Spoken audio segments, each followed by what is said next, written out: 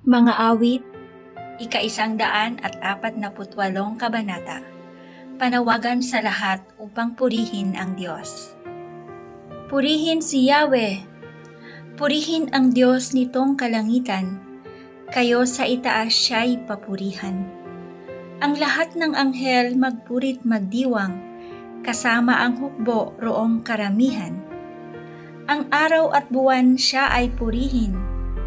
Purihin din siya ng mga bituin, mataas na langit siya ay purihin. Tubig sa itaas, gayon din ang gawin. Siya ang may utos na sila'y likhain, kaya ang ngalan niya ay dapat purihin. Kanya-kanyang dako yaong pinaglagyan, at mananatili doon kailanman. Sila ay susunod sa tungkuling bigay. Purihin din ang Diyos buong kalupaan, maging dambuhala nitong karagatan. Ulang mayroong yelo ang kidlat at ulap, malakas na hangin susunod sa lahat.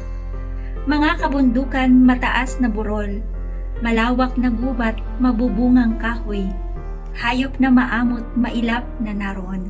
Maging gumagapang na hayop at ibon, lahat ay magpurit kay Yahweh iukol. Pupurihin siya ng lahat ng tao, hari at prinsipe lahat ng pangulo, babait lalaki mga kabataan, matatandang tao't kaliit-liitan.